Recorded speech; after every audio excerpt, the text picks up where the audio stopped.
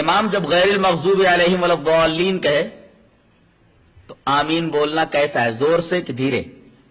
جہرن کہنا چاہیے کہ سرن؟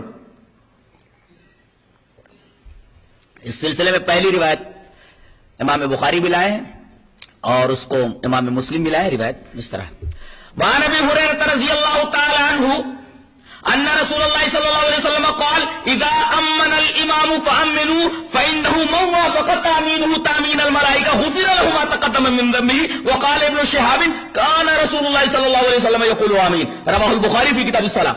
حضرت ابو ہریرہ فرماتے ہیں کہ رسول اللہ صلی اللہ علیہ وسلم نے ارشاد فرمایا جب امام آمین بولے تو تم آمین بولو. ظاہر ہے کہ وہ زور سے نہیں بولے گا تو پیچھے والے کیسے جو ہے آمین بولیں گے؟ یہ حدیث خود بتا رہی کہ امام آمین زور سے بولے گا اور پیچھے والے بھی امام کی آمین سن کر کے آمین بولیں گے.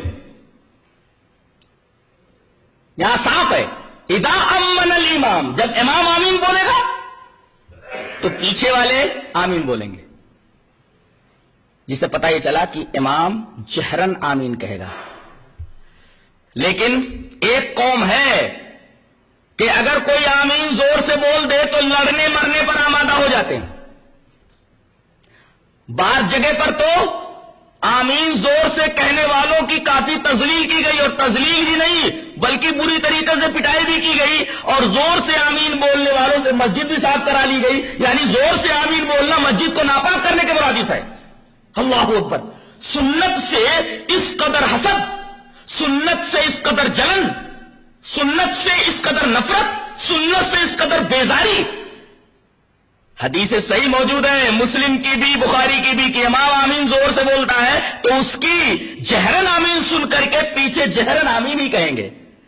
اس سلسلے میں چاہتا ہوں ایک اور روایت پیش کر دوں جسے امام ابن ماجہ رحمۃ اللہ علیہ کتاب الصلاۃ کے اندر لائے. روایت اس طریقے سے وعن ابن عباس رضی اللہ تعالی عنہما قال قال النبی صلی اللہ علیہ وسلم ما حسدتکم اليہود علی شیء ما حسدتکم علی آمین فاکثروا من قول آمین رواه ابن ماجہ فی کتاب الصلاۃ. حضرت امام ابن ماجہ اس حدیث پاک کو کتاب الصلاۃ کے اندر لائے ہیں. اس روایت کے اوپر ایک ہلکا سا کلام ہے، پہلے وہ کلام صاف کر لیتے ہیں. اس روایت کے طریق میں ایک راوی حضرت طلحہ ابن عمر اس روایت میں موجود ہیں. طلحہ ابن عمر کے بارے میں یہ کہا جاتا ہے کہ یہ ضعیف ہیں. ٹھیک ہے، ضعیف مان لیتے ہیں ان کو، لیکن ان کے ضعیف ہونے سے یہ روایت ضعیف نہیں ہو گئی بلکہ اس حدیث کے شواہد موجود ہیں.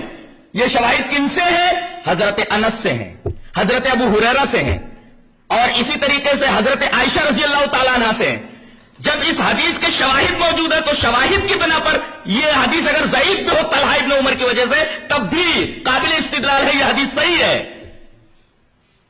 اس کلام کو صاف کرنے کے بعد سمجھ میں بات آئی کہ یہ حدیث صحیح ہے. اب ترجمہ دیکھ لیتے. حضرت ابن عباس رضی اللہ تعالیٰ عنہ فرماتے ہیں کہ نبی کریم صلی اللہ علیہ وسلم نے ارشاد فرمایا کہ زور سے آمین بولنے پر یہودیوں کو تم سے اتنا حسد ہوتا ہے کہ اتنا حسد وہ کسی چیز پر نہیں کرتے جتنا تمہارے آمین بولنے پر کرتے ہیں. اللہ. سوال یہ ہے کہ یہودی جب سنتے نہیں تھے آمین زور سے تو حسد کیسے کرتے تھے؟ اس کا مطلب یہ ہوا کہ جب امام بولتا تھا غیر المغضوب علیہم ولا الضالین تو پوری مسجد آمین کی آواز سے گونج اٹھتی تھی. یہاں تک کہ یہودی اگر باہر سے گزر رہا ہو تو اس کے کان میں آمین کی آواز پڑتی تھی، اور آمین کی آواز سن کر کے حسد سے، کینے سے، بغض سے، نفرت اور بیزاری سے مسلمانوں کے خلاف اس کا دل بھر جاتا تھا. اس لیے کہ آمین کا مطلب سمجھتے ہیں. ایک تو یہودیوں کے بارے میں امام بولتا ہے، کیا بولتا ہے؟ اے اللہ ہمیں ان لوگوں کے راستے پر چلانا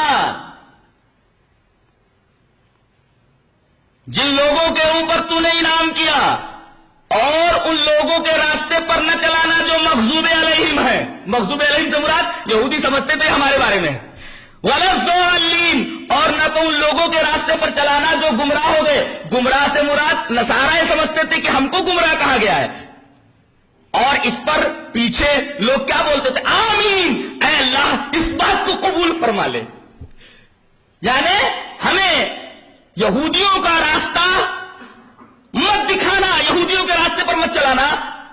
یہ دعا کرتے ہیں آمین کے ذریعے، تو ظاہر ہے کہ اس پر آمین کہنے کی وجہ سے یہودیوں کو جلن تو ہوگی، حسد تو ہوگا مسلمانوں سے.